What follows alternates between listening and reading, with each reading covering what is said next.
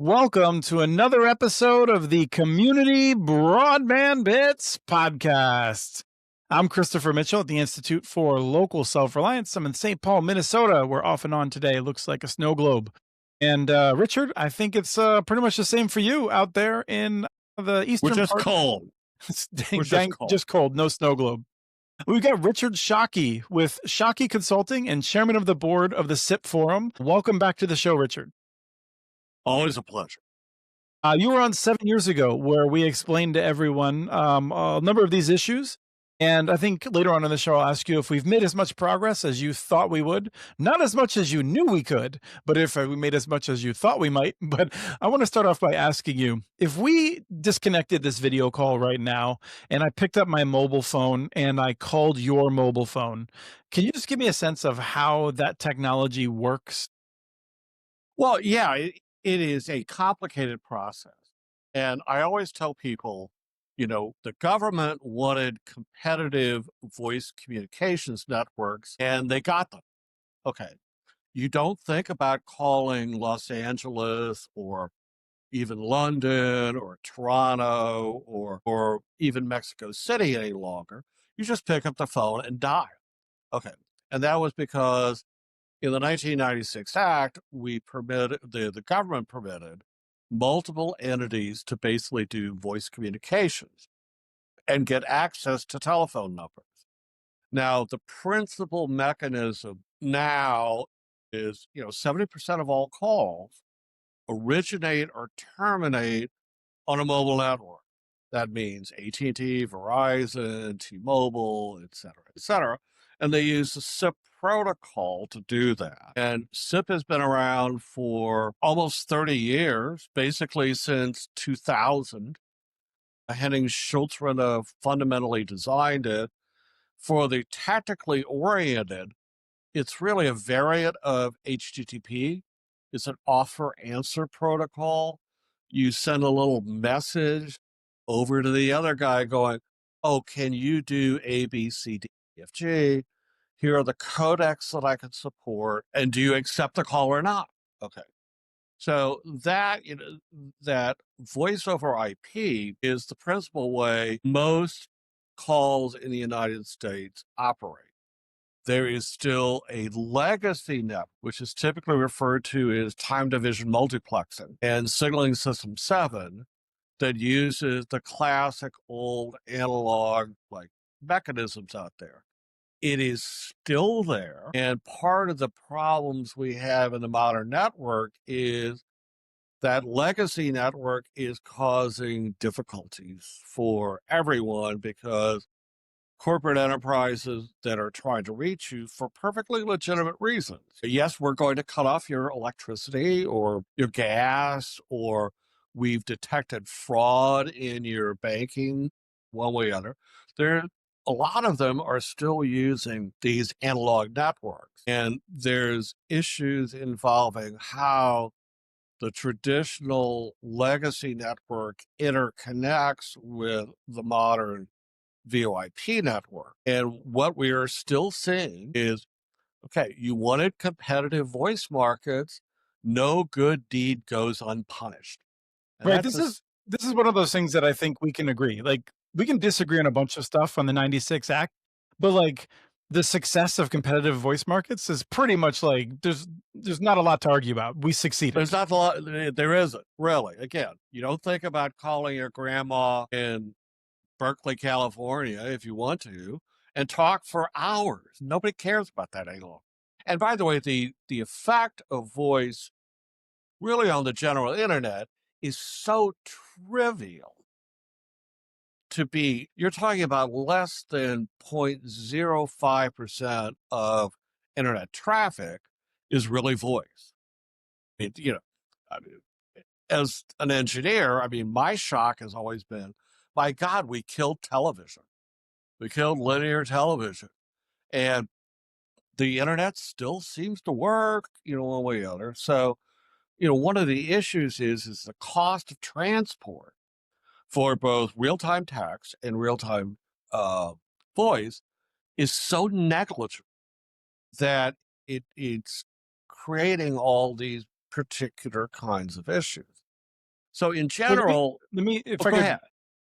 so if I, in general, realizing that there's always weird complications and edge cases, if I call you and you're on T-Mobile and I'm on Verizon, we are all digital. There's no touching the legacy network, right?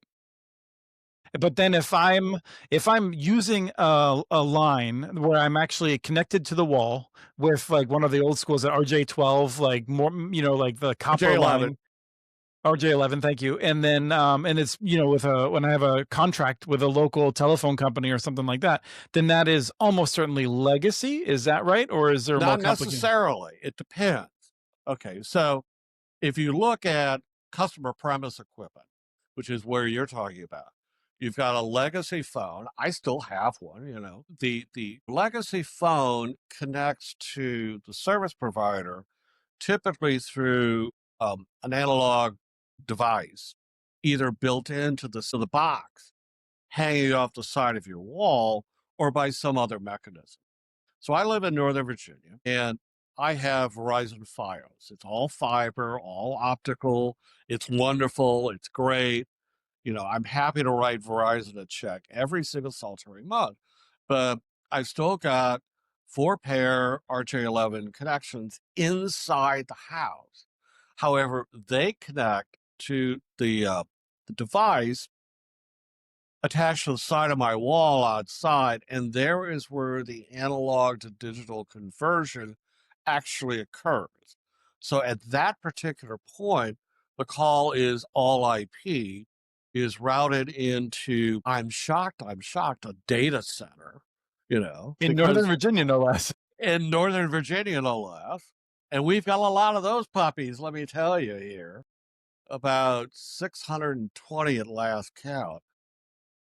Well, yeah, you know, and I could do a podcast on data centers in Northern Virginia off the top of my head, but that's a separate issue. So the idea that you have these big old monstrous central offices that have big old class 5 switches connecting calls, it's gone. Mhm. It's done with. Those things have been, you know, recycled, get the gold out of the circuit boards in one way or, and, you know, there was, you know, big companies like Lumen and even Alcatel and one way or in Siemens, they're all out of business. These are all basically soft switches, which are the size of pretty much a small office refrigerator. Okay. That each one can handle hundreds and hundreds of thousands of calls transparently every single solitary day. There are issues in the way some legacy systems interconnect with each other. And those are part of the kinds of proceedings that we see at the Federal Communications Commission. The FCC, again, has taken a gradual process towards this, you know, because we still need voice. Okay. The connection of voice to 911 is irrevocable. You can't upset the apple cart all that much without putting public safety in danger. So you've got all of these various kinds of issues here. It's my belief that the FCC is moving towards several things, basically setting a date specific by which the legacy voice network is in fact disconnected. The last switch will be sent to a, you know, telco museum someplace in Minneapolis or one way or the other. There's a good one out And in the Seattle area, I know. so they're going to go away. In addition to that, there's an additional proceeding, which is, I think, is quite important. The FCC is talking about mandating, using its authority to mandate what is known as rich call data. The idea is within the SIP protocol, we've developed concepts, and they're ITF based that would basically display on your devices exactly, they cryptographically ensure that the data that you see on your phone is in fact accurate and has been verified. Now, what rich call data looks like is, oh, okay, it's not only just name, it's potentially 128 characters of ASCII. It could be reason for call, and it could be logos and So there's theme songs. a lot of flexibility, and it would come with a high level of trust. The highest level of trust, cryptographically secure. Of course, that creates all kinds of other issues, which is the carrier needs to know who their customer are and can actually do the identity management and verification for doing this one way or another. So, in terms of the basic problem, data today that came out from one of the most reliable sources, which is Umail, basically going that we're still seeing, what is it, 3.8 billion robocalls a month. That is actually stable now, month to month, one way or the other. Can I ask, Go ahead. definitionally, a robocall, does that include, my son's school? Or are we talking about calls that are unwanted when you use that number? Unwanted. Okay. Good point. Right. So when your school district uh, calls you about issues, pick up, 2 feet of snow are coming in Minneapolis, maybe you ought to get your kid out, that's exactly what it boils down to. Of course, one of the things we need to touch on a little bit later is impersonation scams, Mhm. which is, I am personally a great skeptic about AI. I think, yes, it is a bubble. You can't spend $1 trillion in capital without some return on invested capital. Gee, I'm shocked. I'm shocked. But, the impersonation scams that, people are trying to call, they're impersonating school districts. Okay. And they're using AI to train the voice impersonation algorithms. So they try and call grandma or grandpa or aunts and uncles, you know, my God, I'm Julie, I'm in jail. Come bail me out. Or it's like, oh yeah, just send me a gift card, something along those lines. So it impersonate, And pardon me, this is a and what you're talking about, this is important for what we've been talking about. It's related because it's that I think what you're gonna say is that that interface between the legacy and the current SIP is where, there's the opportunity for the scammers to get into the system, right? correct. Absolutely. And the FCC wisely has identified this. Moving the federal bureaucracy is challenge. It's not exactly the myth of Sisyphus, but regulators are trying to be relatively cautious. And, this idea that we're just going to turn it off. Now, we've actually done that before. I mean, we turned off essentially analog television, move the channels around back and forth and freed up endless spectrum for wireless applications. And guess what? It worked. It It did. worked I like mean, endless is an interesting word. I think there's an end to it. Now, there what was an you said is actual end. I think the concern has been with shutting it down any number of things, including services that were built for the older system that deal with, I think, people that have like hearing issues and burglary systems that have refused to The modernize. burglar, yeah, yeah. Right. I The mean, burglar those are the alarms were things that are classic. often raised. Right. Right. They're always raised. But, at some particular point in time, the dinosaurs went extinct and stuff needs to be turned off. And not only that, I mean, for legacy technology, the US did in fact turn off G and increasingly 4G wireless networks in favor of G and the soon to be whatever it is, G basic networks. And those transitions worked. And I could spend at least a half an hour explaining why they worked and why they worked so well. But that allowed the carriers to take some of that spectrum in 2G, 3G, and 4G, remap it to 5G and increase the range, accuracy, and reliability of the wireless networks by an order of magnitude. So And the other thing about that was it created some really neat opportunities. I mean, for right now, for the wireless carriers, fixed wireless access is a big, big deal. They are, I think the current numbers I've seen is 20 million American consumers are getting their broadband access not from a landline provider, but basically from the wireless network itself. yeah, I think Comcast and Charter's share price reflects that. Exact bingo. Oh yeah, they got this. Well, let me ask. And So, is this? Would you say? I mean, I don't want to jump too far ahead and spoil things, but it seems like what you're suggesting is that the best solution to deal with robocalls and unwanted calls is to just move as fast as we can to getting rid of the legacy interconnections, basically. yes, and yes. Let's put it that way, which is, when we did the famous stir shaken protocol in SIP, which basically cryptographically identified who which entity actually owned the phone number. We kept telling people over and over and over again, this is not a silver bullet. Okay. It's a question of one thing at a time that has to be put in place that helps protect consumers, and protect businesses because financial institutions, healthcare institutions, I mean, they're sick of it. Nobody answers their phone any longer. Okay.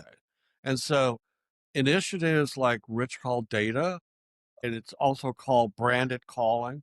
You can look this stuff up on the internet. It's all over the place.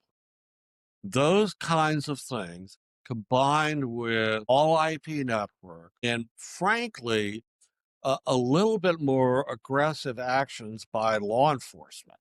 Mhm. Okay. Which is, I have nothing but admiration and respect for a lot of the state attorney generals, including Minnesota and North Carolina and here in Virginia, about trying to hold the carriers responsible for what they can do. However, it would be really nice to put somebody in jail. I'd like to see some robocall perp walks. Okay.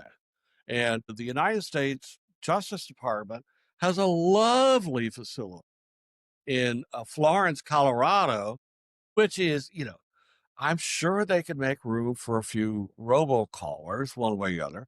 I mean, they've got all the spies, got all the traitors. What's a robocaller out there in Florence? It's lock them up. Let's do So some perp walk. So, to be clear then, we've seen bragging to some extent from the FCC on some of the size of the fines for robocallers.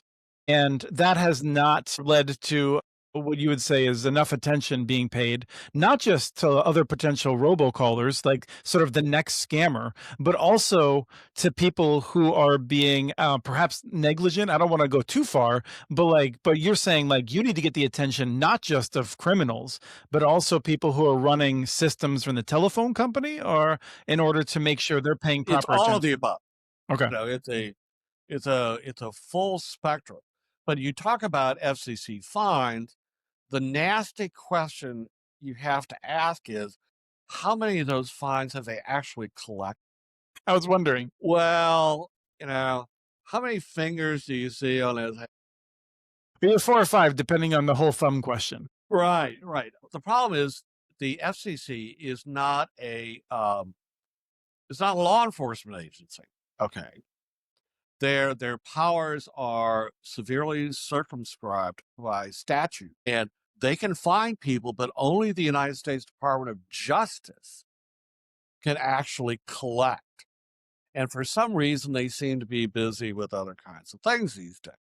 So again, it's not to fault, you know, the FBI or Department of Justice. Is that, if the FCC could pull licenses, and the robocall mitigation database does that, in essence, by saying, if you don't comply with our rules, you are prohibited from interconnecting with any other carrier, Mhm. which is really license revocation. And so this would apply to then a legitimate business actor within the telephone system.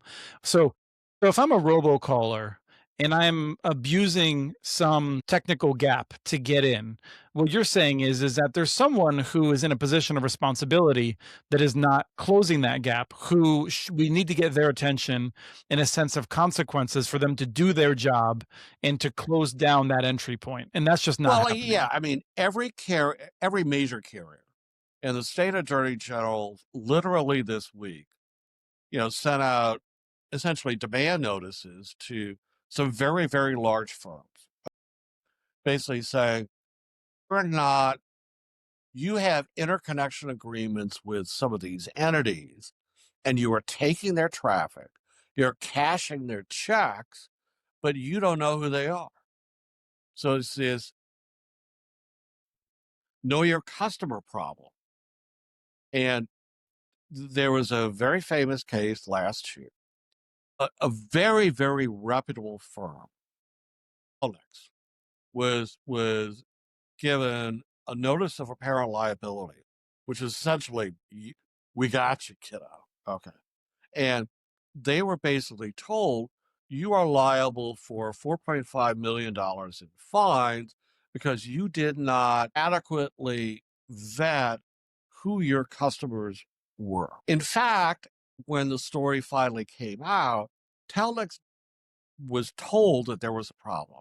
They immediately took remedial action, et cetera, et cetera. But then Telnex had to come back and go, how can you fine us for a violation of know your customer when the FCC itself actually has no policy about know your customer? I mean, there's no, rule and order Mhm. that basically says you have to do A, B, C, D, E, F, G to basically verify the validity of an entity that you're engaging in wholesale traffic origination. Presumably, there's a fear that that could be overwhelming and stifling of, that a lot of networks have so many that it would be difficult for them to comply, I'm assuming? I don't know. Well, yeah, but if this situation keeps going on, again, I mean, I do have a great deal of respect for the FCC and staff at the Wireline Competition Bureau that has to manage this process. But again, if you turn, where's my wrench? Here, if you pull the wrench out and just keep tightening it one way after another, yeah, there will be some dislocation.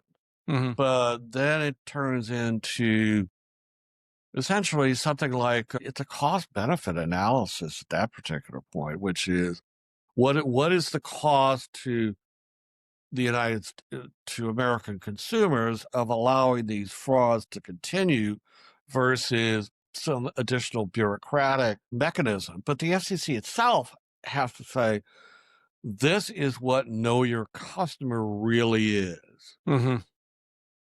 These are the 5, 6 proactive steps that you will be required to do before you allow someone to interconnect with you. And by the way, the problem is not just the United States. Everybody knows that it's a problem in Canada, it's a problem in the United Kingdom, uh, uh, Five Eyes issues, certainly New Zealand, and especially in Australia. But the penalties in Australia are much more severe, and they're remarkably severe in Europe in general. So spoofing a telephone number in Germany, for instance, triggers a 24,000 euro fine per incident. So, I would hope they have a lot less of it. And surprise, surprise, they have a lot, I mean, they're not exactly, robocall hubs in the Philippines that speak German. Okay. Well, I But think I think with Canada, if you wanna scam them. one, there's one other thing that Germany does, which I absolutely admire. The BSNet, the German regulator, has the legal authority to go into court pre-adjudication, pre-adjudication, and lock down the bank account of any perpetrator they choose to do so. And this even before ruling. They just walk into a federal German court and go, "We think this guy is a bad actor. Lock his accounts down." I would hope they have a higher Until burden of proof, but it's a oh, well, it's a lower burden of proof in the sense that, yeah, here, take lock their money down. Because money's the Shockey's law. Money's the answer. What is the question? If you can get access to their bank accounts, get access to the money flows. So, I mean, again, in Germany, they don't have, they have some, but it's not the scale that we've seen in Canada, Britain. There's a fair amount in France. And the robocall centers in France are all, I'm shocked, in Algeria. I was gonna suggest that the challenge of doing the robocalls in Canada is that you need to have them in both English and French. So that cuts down a little bit there one way or other. And of course, I've had dealings with CRTC, the The Canadian Canadian regulator. regulator, yeah, quite a bit. They know all this sort of stuff. It's a question of regulatory priorities. CRTC has a much larger brief than the FCC does. They literally do regulate media. Let me ask you something. So, I was curious about this because with the robocalls, again, there's a definitional issue. There's clearly scammers, right? People that are gonna tell me about my extended warranty. Does not exist. They never intend to have a business relationship with me. But I also get calls here in Minnesota. We get hailstorms and then we get storms of roofers. And I'm on the do not call list. Oh, roofer. And the roofers want to have a real relationship with me, right? They want to send someone out. I don't know if it's just a lead agency, but like it- these are the same sorts of technologies and things, or are the roofers just calling? Like, do you have any sense of is there a difference between those and the robocalls that we get? No. But from a technical perspective, they're exactly the same. Okay. Now, how they're getting lists of numbers is the interesting question. They're buying lists from somebody, and um, they're available. You can find them on the internet, one way or other, and then they're just going, they're going down the list. And I've actually had those roofer guys call my home in Virginia after a hailstorm. Yep, classic, just absolutely classic So it's the stuff. same. It's just there's just a blatant scam, and then they're handing off the lead likely, and hopefully just assuming they're not going to get caught. And there's a plausible deniability between the company that's taking the leads and that. You have any sense? I mean, I know this isn't the technical operations of the phone Well, company, yeah, but but I mean, there are rules about this stuff. There is an act, the Telephone Consumer Protection Act, which is actually quite explicit about who you can call, why, and for what reasons. You have to have prior business relationship in some way, shape, or form. So the calls you get from your school district are clearly covered under TCPA. You have a relationship with your local school district and your kids. So there are clear exemptions for healthcare providers and certainly fiduciaries. That means banks, brokerage firms, loan processors. Okay. certainly if you Everybody. think that someone's refrigerator is running. Right. It's not that you're right, but the loan processors in particular, they have a prima facie case for calling you. Right, They and they're want not their gonna mind money. if they're not gonna mind if they're authenticated, right? I mean, this is sort of getting No. bring back, yeah.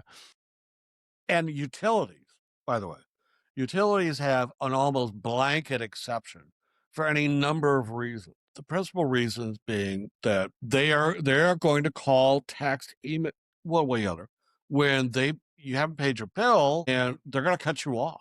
Is what it boils down to. And also, state and local governments for emergency weather alerts, okay, of one form or the other. And there are statutory exemptions for legitimate law enforcement agencies. Someone's prowling in your neighborhood, don't open the door, that Mhm. kind of thing, one way or the other. So the TCPA, it used to be a favorite of the plaintiff's bar, which is The TCPA lawyers were worse than ambulance chasers because there were statutory fines associated with it. So they would just go into court and go, "Yeah, you owe me, $800,000." But the courts have reined in those issues quite a bit.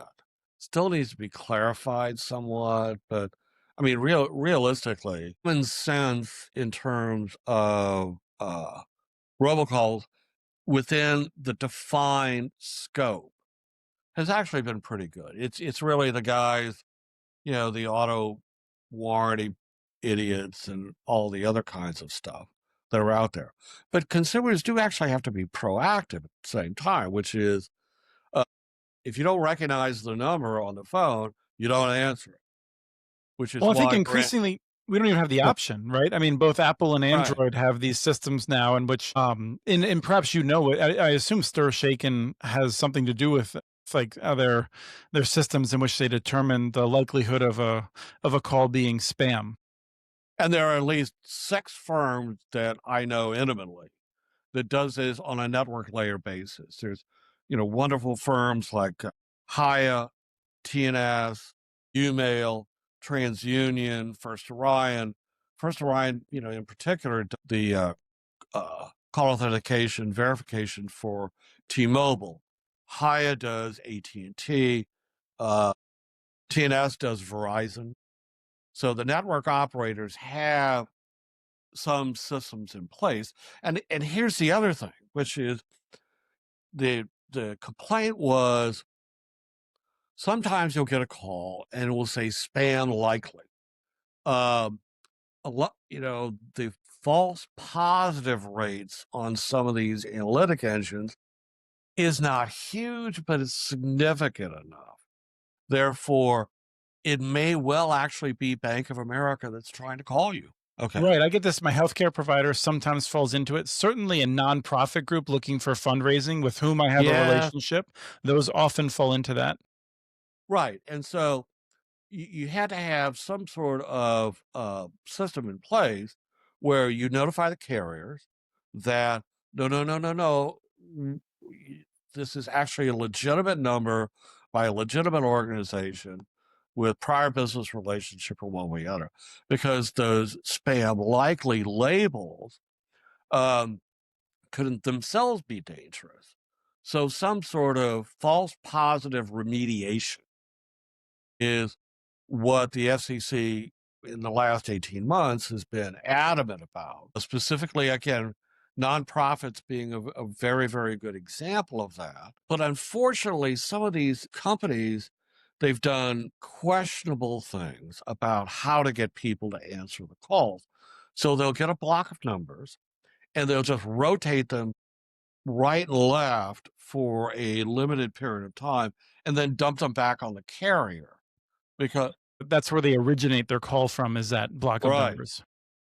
is that block of numbers, which are the legitimate numbers, but they're only used to try and circumvent the carrier discovering that it's really a robocall campaign.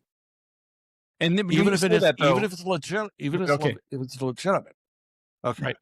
Because they're trying to avoid the possible spam label, and mislabeling is a problem. Everybody understands it.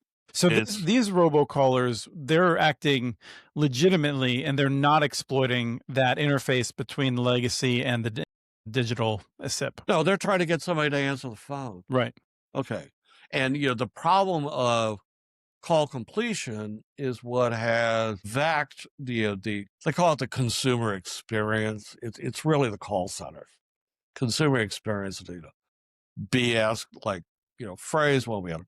And there's a massive industry for consumer experiences and the people who are trying to deal with this. And number one is financial institutions, the fiduciary. Number two is healthcare, because I don't know about you. If I have to go to my doctor, I must get 10 messages pre-appointment to make sure I will show up. Yes. There are companies that do nothing but it's the wildest little business. So you've got all of these companies that basically do vertical market application. The problem with voice is no business calls AT&T to get phone service. They call a smaller, CLEC or basically one of these smaller customer experience, call center firms. So there is 3 firms that I know of that do nothing but auto dealerships. Surprise, surprise, they're trying to get you on the phone to pick up your car. Okay. And so they do voice, they do text, they do email, one way or the other. And they sell their services because they know their customers. It's a vertical market.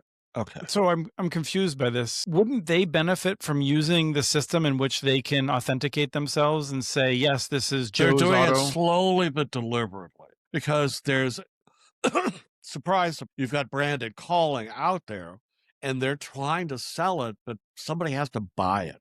Okay. It's an unregulated service right now, which is the price model for branded calling is whatever the market will bear. Okay. And I don't want to quote numbers because I don't want to piss off too many of my friends. But again, auto dealerships have been remarkably well targeted. In addition to that, veterinarians come and get your dog out of, out of the animal hospital. He's fine one way or the other. And these are legitimate calls. This is like I've dropped Oh, my these dog are off and they're trying to absolutely make sure legitimate that I'm calls. going to get back before they close for the day and things like that. Right. And, there's a prior business relationship. And so they're calling, but since they're not in your phone book, you don't answer the call. Hmm. Right. The other is the major pizza delivery change about because you've got guys out there that may own 15 or 20 Domino's restaurants in a particular city or township or county, one way or the other.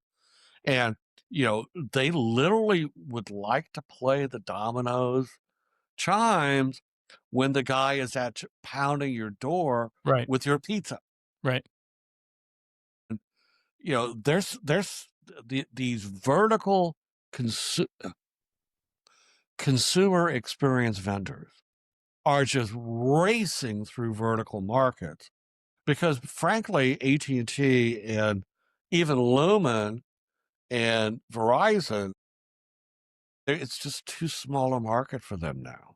Not with these kinds of margins. Again, it's no good deed goes unpunished. So the consumer experience marketplace has moved into these particularly unique areas. It's the strip mall market, all of those guys. I've heard that there is one company that does nothing but hair salons for exactly the same reason. Hmm. You make an appointment to get your hair cut, one way or the other. They're going to send you a text. They're going to send you an email. They're going to call you, a half an hour before appointment because they want you to show up Yeah. The because you're no-show not. rates for people who are responsible that like go to places, I feel like we're always surprised when we find out how many other people don't. I mean, people don't answer their phone. Yeah, or just like miss their appointments, or I mean, in the healthcare Well, field, like we talk about no-show rates in like 30%. I want to say, like, I mean, it's shocking. well, right. And this is the problem that robocalls ultimately created. Now, there are again clever solutions to this, and it's going to take time to work through it. But imagine missing an appointment to pick up your dog at the veterinarian. So you're saying, I mean, why we're talking about this is because some people I think might be under the impression that like, well, we just stop answering our phones, no big deal. And you're saying there's a lot of legitimate reasons people may want to answer the phone from an unknown caller, and we need a technical system that will allow this to happen.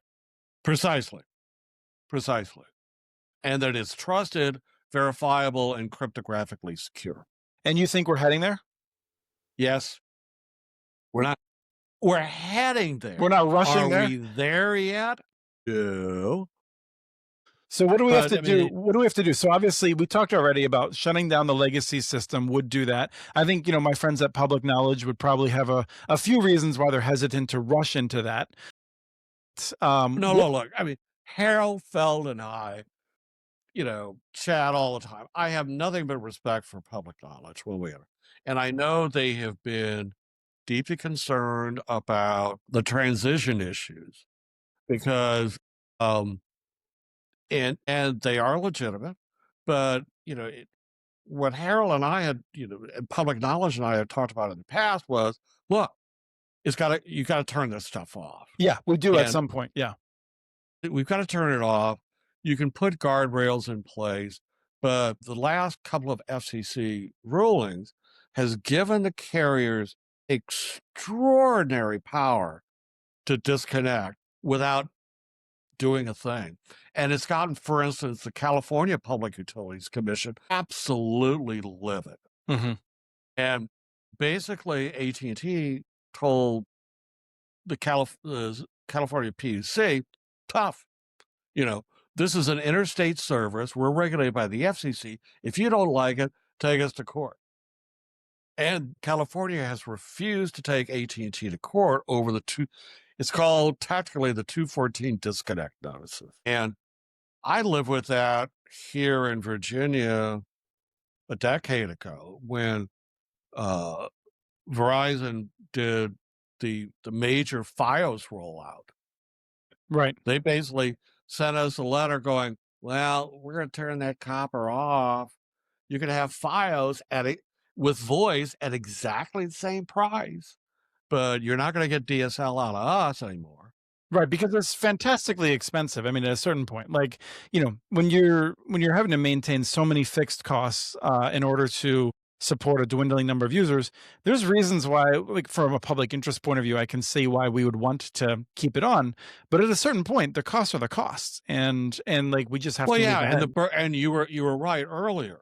The burglar alarm guys have been livid from day one, and the basic attitude is now, you don't like it, Right. you Yeah, I know, mean, it's find a not new it's not been 5 technology. years, it's not been 10 years, it's been more than 15, at least from my personal knowledge. It's been a minute. Well, yeah, and I've been in the voice over IP world for now, oh God, 25 years. I've been dealing with this sort of stuff, and there is progress. I wouldn't exactly call it hope, Mhm. but there are things, I do think staff at the FCC basically get it now. And, you know, uh, they've taken a responsible way of dealing with this. Cause again, you've read FCC filings. It's like, if you ever have insomnia, let me tell you. Well, this is my question because you mentioned FCC staff. This is not something where you have to convince 3 commissioners and move ahead. This is like the staff themselves need to be educated and understand, like a variety of the impacts and the needs and things like that. So it's been a massive Well, and education process. I am going to be critical about them in one sense. The tactical expertise in the wireline parts of the FCC it's not the same as it used to be. Now, the FCC has excellent engineers dealing with spectrum. The spectrum issues are really what motivates Chairman Carr, and they're on a reasonable track basically to expand. They want to do another auction. They finally got Congress to approve it. Um, there's a Briefing on a lot of tribal what, priority, or they're briefing on a, tribal licensing window, which I'm excited about. yeah, I mean, spectrum in tribal areas. I mean, they're really, really quite good at dealing with radio frequency issues and stuff like that. Right, right. And, there is, finally, by the grace of God, NTIA will get some BEAD money out the door for the underlying wire, sort of stuff one way or another. So We'll see. again, I think there's a possibility it all goes to Musk. I'm not convinced.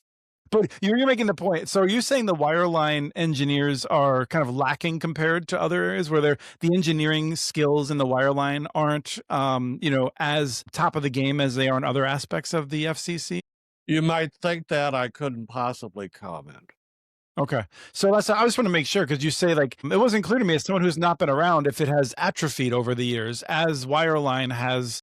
I think sort of, there's the whole pixie dust thing, and I feel like the need to understand the spectrum seems to be declining with the retirement of all the people who, sorry, I said spectrum, but I meant analog systems. Basically everyone who grew up with it is retiring. Either they're retiring or they're 6 feet under. Hmm. I Right. mean, Well, that's just a literally. different retirement. A different form of retirement, Right. absolutely. Okay, so we need to see, the FCC getting, I think moving this ahead with a little more urgency is one of the things I'm getting from you in terms of that. Once we do throw that switch and the legacy system is no longer preventing a surface for scammers to jump in, you feel like we're going to be in a very good position because of authentication requirements. Well, I mean, here's the problem with technology like this, which is, 2 steps forward, 1 step back. We may actually create problems we hadn't anticipated. Okay, so I think the FCC has been sensible in, that they come out with a new robocall order about once a quarter. Okay. And, learn from experience, learn from, the actual data in the field, and then adjust accordingly. But, we're going to see we're going to see progress. And I actually do mean progress in 2026.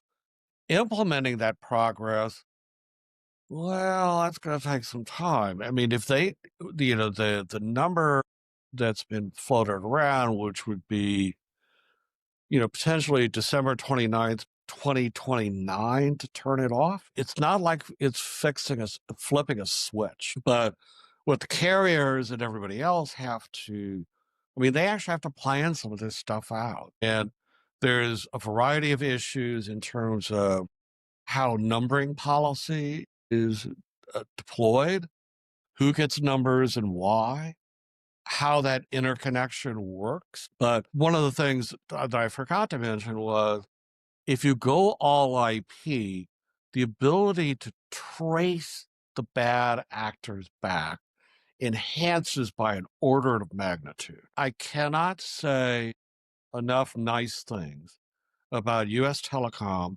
and their traceback group. Sorry, we're out of time. No, I'm just kidding. I cannot say enough. Look, I mean, even public knowledge and stuff like that would agree with it. They've done a fine job. They've reduced the turnaround time on being able to isolate and identify bad actors from days to minutes. They've really done a pretty decent job, but it's that legacy network that continues to cause trouble. And if it does take 3 years to turn it off, then so be it. But the process needs to start now. And I have a reasonable amount of confidence the FCC is willing to do it and willing to mandate rich call data across the network to be able to get people to answer the phone. Who's arguing against the rich call data? No one. Sometimes No that's one worse. no one would dare argue against it. The problem, of course, is carriers hate mandates. Then there's cost of implementation and cost to deploy. Those questions haven't been answered yet. But technically, it's quite doable under the current the current SIP protocols and STIR shaking. It derives directly from them. It's a passport header in the SIP headers that is different than the STIR shaken header, which basically gives you the authentication information for the phone number itself. Now, there's a lot of other things, by the way, I think the commission is going to do, which is they're going to prohibit foreign actors from using United States telephone numbers to enter the United States. So, call centers that are domiciled in Europe, for instance, or where, cannot use an AMP number. There, that's going to end. The French have outlawed it. The Germans have outlawed it. The British are getting ready to outlaw it. So the rules regarding the use of the phone number. So a Philippine call center cannot use a domestic United States North American numbering plan number to reach the United States. And so that would, if I'm getting a phone call, which would be a legitimate phone call from someone, but it would have the country code of the Philippines, and I would be able to make a choice as a consumer, Yes, basically, as whether or not to yes, accept it. yes. There are some differentials in rules that could be made, but banning the practice of using NAMP numbers from overseas entities to reach the United States, that seems very, very clear to me. And that's easy. That's easy to do. The thing about phone numbers is that's the key mechanism that the FCC has. If you use phone numbers, the FCC has absolute, total, plenary control over how those numbers are used and who uses them. And they can really encourage the DOJ to collect a fine if you really abuse it. Well, I mean, it's statute. It's section. I Right. mean, I've memorized it for God's sake.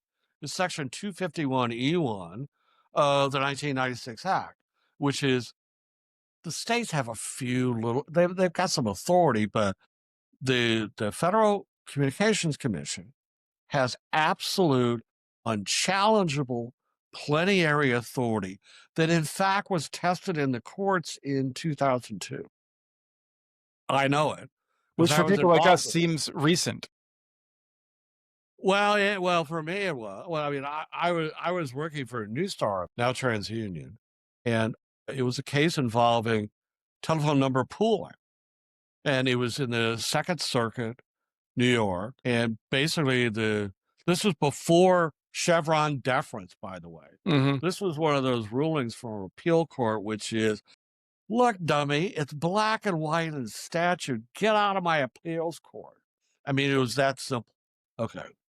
Now, there's other issues, legality that we have not seen the full impact of Loper Bright on FCC Federal Trade Commission rulings. It's coming, we don't have Chevron deference any longer. Right, so you're saying for people who aren't steeped in this stuff is that there's a new standard in which judges basically have more ability to second guess agencies, but your position is No, it's actually Chevron deference was courts could second guess the agencies because it would give the administrative body deference right, to do whatever they bloody well please. They right, have no deference any longer. right. Either it's black and white in statute, or there needs to be an act of Congress in terms of certain levels of enforcement authority. The full effect of Loper Bright has yet to be. Right, no, I agree. I think my perspective on it is that we've sort of moved from agency decides to court decides or judge decides. I think that's an overstatement, but, Yeah, that's I would agree with that. but your The point is courts that are. this is not an area that's probably in a gray area. The FCC has unquestioned control over the telephone numbers, and therefore it can use those in ways to improve the overall system by, in Yes, this case, requiring call origination. If it's a US number, it has to originate actually, presumably within the United States and territories. So and a it lot, it's can, great for Guam, and right? The Philippines are because going to move a lot of folks to Guam. well, yeah, and because they have plenary control over the phone number, they can they can they can they can rule how those calls get interconnected and by who. So, Does Guam have country code US? pardon 01? me, Does Guam have the country code of the US? I'm not sure. I would think it would as a territory, it's but I don't. 13. Huh. No, but don't quote me. Okay. Yeah, Right. I was just curious, like Puerto Rico and others, I assume they're all part Oh, of the United absolutely. States. Yeah, Yeah. Okay. that's a U.S. territory. So it's basically the United States, Canada, and the 12 that use plus one. Okay. Correct. And are we? Oh, and I could go on and on and on. which is, are we running out of phone numbers? The answer is yes. Telephone V6, right? No, it's IoT. Well, no, so actually, this is fascinating because like telephone numbers used to be 5 digits, right? Or maybe they were 4 and then they were 5. I was amazed at like how when you go back, how like it's already changed just because like I assumed it was always the way it was when I was born. Well, yeah, and when we went to 10-digit dialing and stuff like that, but there is a definite concern at the. I can go on and on and on about this. Yeah, we'll wrap in a There's- second. yeah, the issue is, yes, we are actually running out of phone numbers, but it's not because of robocalls. It's because of IoT and machine to machine. Okay. Mhm. You may not know this, but every single solitary car sold in the United States and Canada has a phone number. No, I would not have suspected that. Right. So, yes. Okay. So it's all that telematics stuff. So every postal van, FedEx van, UPS, they've all got phone numbers in there because that's how they communicate back to the home office. I would have thought they used different addressing. I would have thought we've run out of phone numbers by now. I guess I don't have a sense of how many cars there are. 230 million, and that's not trucks either. Every long haul truck in the United States has a phone number associated because they're using G to communicate back to their home office, and the only way they can connect is through what's called an MC, and that MC always must have a phone number in it. That's the account. I'm just trying to in my head, I'm having trouble doing the decimals. Okay, there's a billion phone numbers. Is that right? Or I mean, 10 billion. Is that right? There's 9 Something like there's that. I think there's 9,999,900, whatever the run it Right. down. I guess that's But if I we're put my running commas out. correctly. We're running out because of IoT. Yeah. Huh. And look, it's a good thing. And it's like, I mean, when UPS or drops off the package to your doorstep, they basically send a message back through the 5G network, and you get something on your phones going, okay, they're trying to. Yeah. I'm fascinated. I would have assumed that that was just an IP address and not even connected, but no, it's a telephone number. It's a phone number. Wow. I mean, it's got an IP address too, I'm sure. Well, it's a phone number because you have to connect to the mobile access, the Right. 5G network to Sure. do that. Yeah. And in my head, I never realized I assumed that you could engage in texting without a phone number, but of course you need that number. You need that identifier. You need the account number, and the account number is fundamentally a phone number. Okay. That's the way the wireless networks were put together. And this, by the way, has started in the UK with what's called RCS business messaging, which is every package delivery company in Britain now will send you a text when they deliver a package. And that is authenticated, and it has a logo sent with it. They're not rolling it out in the US just yet, but this is one of the more innovative uses of the 5G network, along with fixed wireless access, that is actually working. We don't see all the porch pirates that we still do, but We've switched responsibility now. yeah, but That it's and ring like cameras have really we helped, I think. we told you, Mhm. your package is at the door, and we sent you a text and one way or the other. So Right. And we've not rung your doorbell and woke you up, so we hope you're happy. right, Yeah. exactly. They didn't ring the doorbell. Yeah. And that's what the package delivery guys have been fighting over one way or the other. So it's like the FCC has been well focused on adapting and facilitating innovative uses of the wireless network. And telematics is one of, package delivery is another.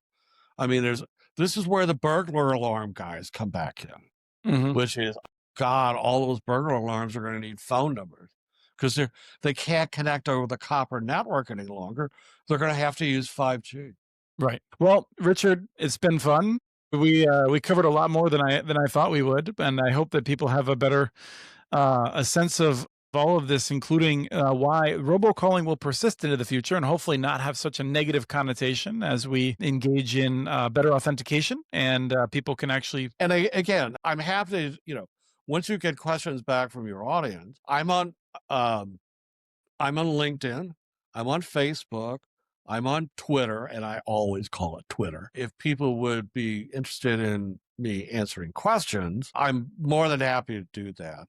And, the next one is I will explain to you everything you ever wanted to know about data centers in Northern Virginia. I might take you up on it. It's one of those things we've all had to learn more about. So, well, I do. I mean, they're literally in my backyard.